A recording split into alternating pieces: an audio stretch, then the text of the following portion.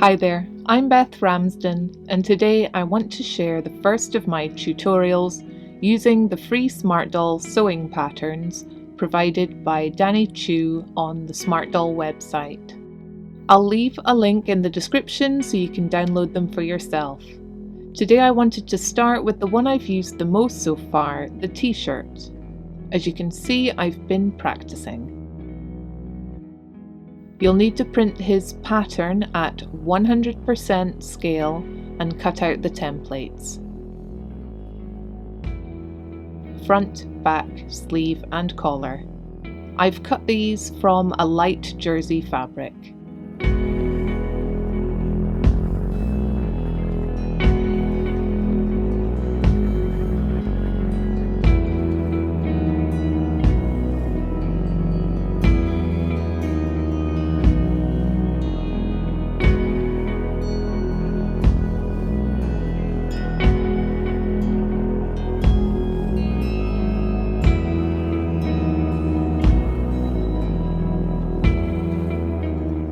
There's a mix of English and Japanese written here, but they tell us to overlock these edges. I like to cut the collar at 3 centimeters wide, same length as the pattern, for my V-neck technique. You can overlock one edge if desired. My overlocker isn't working just now, so I'll have to zigzag these edges. I've left a little excess fabric either side that I'll use to overshoot, then trim off to get neat edges. Once they're done, make sure your needle is in position to sew, leaving a 5mm seam allowance. If you can't move your needle, then use the seam guide on your throat plate to keep you right. With right sides facing, align the front and back at one of the shoulders. I have the wrong side of the front facing upwards here. We only sew one shoulder for now, straight across here. Press open the seam and grab your collar piece. I've zigzagged one long edge. On the pattern, FC indicates the front center, the point of the V. I fold my collar at that point, making sure the right sides are facing in.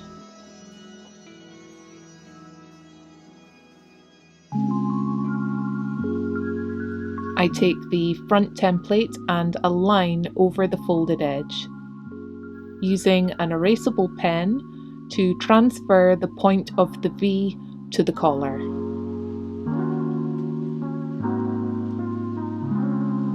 I'll then machine stitch this V and trim the excess close to the stitches. Here's a closer look. It's a little rough, but you can see it'll open out into the V shape we need.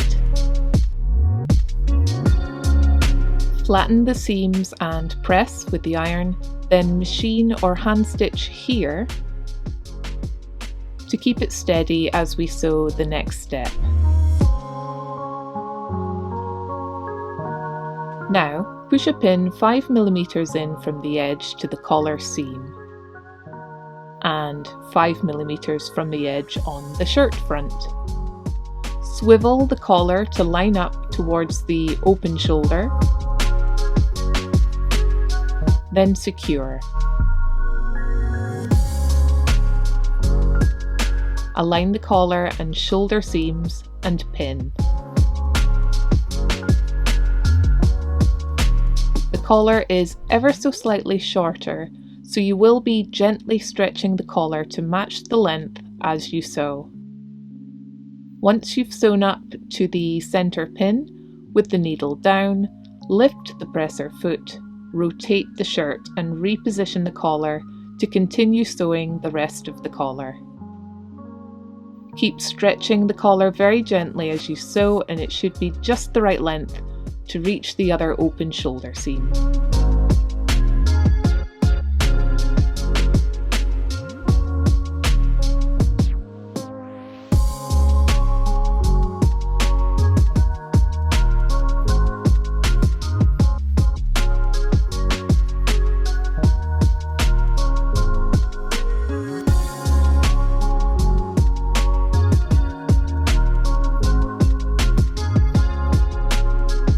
It helps to frequently lift the foot and reposition as you sew. I don't pin the collar in advance, I prefer to match the seams up little by little as I go.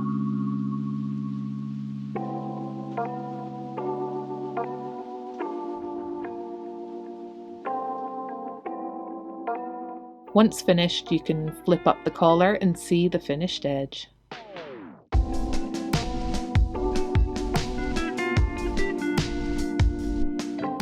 Here you can see either side, looking pretty neat.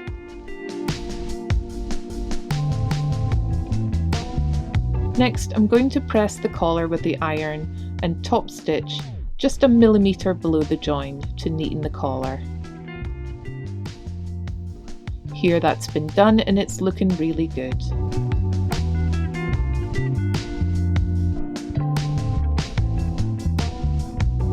Now, with right sides facing, align the open shoulder seams and sew, leaving the same 5mm allowance.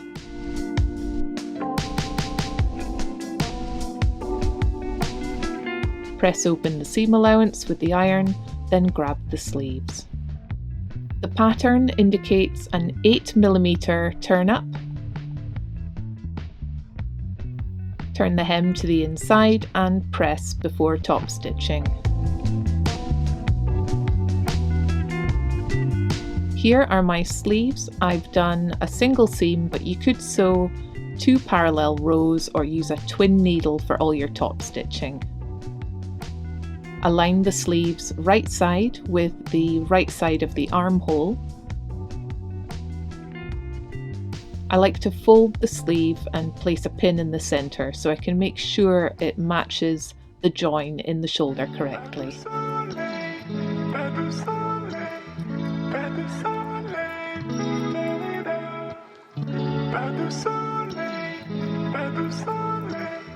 As you see, again, I prefer not to pin the sleeve in place. I will lift the presser foot often and align the seams a little section at a time.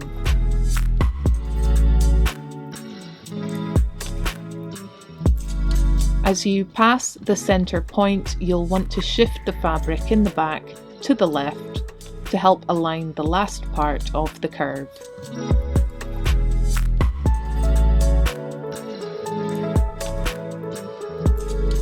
The sleeves should fit nicely without any stretching or pre-gathering. And repeat this for the other sleeve.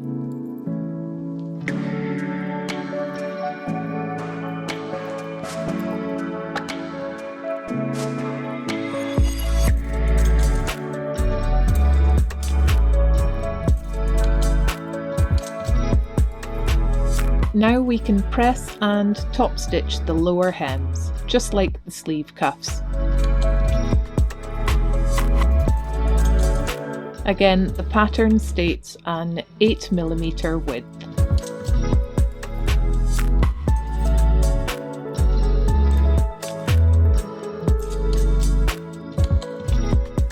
Once done, we can fold the t-shirt in half across the sleeves and line up the open sides.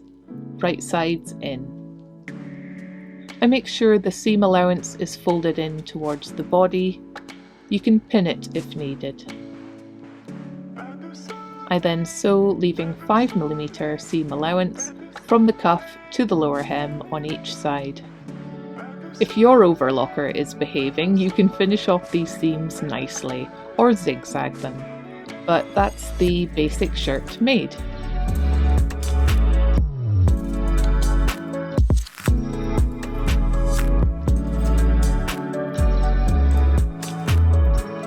Of course, pressing the seams gives us a really nice finish, so I like to do that using my weird stuffed shape here, using it to get into all the odd spaces to let me press the seams nicely.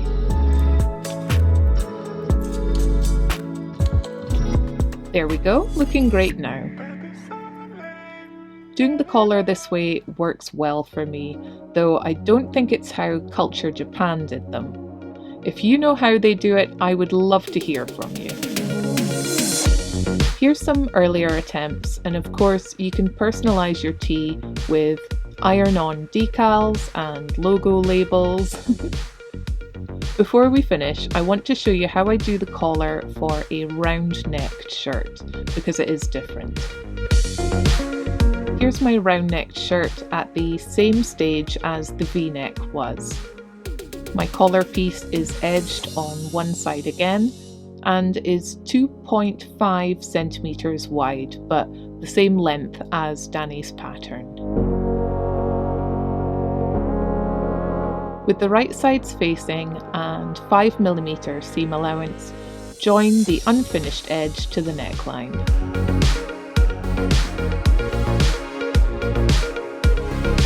Here that's done, and now what I'll do is tuck the seam allowance upward into the collar, folding the finished edge around over it. There should be a little overlap in the back so that a pin through the seam will hold it in place like this.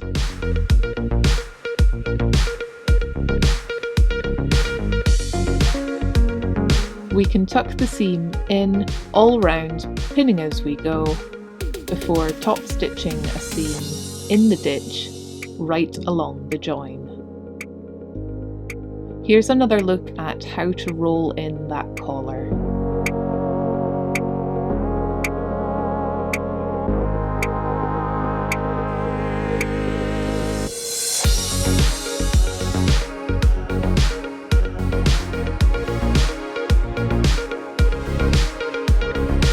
If your seam allowance was consistent, then your collar will be nice and even in width all round.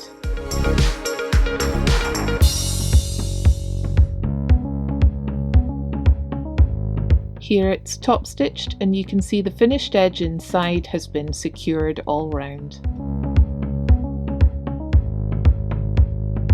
I will press the collar and then join the open shoulder and complete just like the V-necked tee. Finally, here I've hand stitched down the sleeve seam allowance and done some extra top stitching across the shoulders, if you want to be a little extra with your t-shirts. Well, my Smart Doll Akiko sure has a good collection of t-shirts now. I hope you'll give this pattern a try, and I hope my tutorial has been of some help too. The next pattern I'm going to show is the free trousers pattern, which I'll use to make some jeans.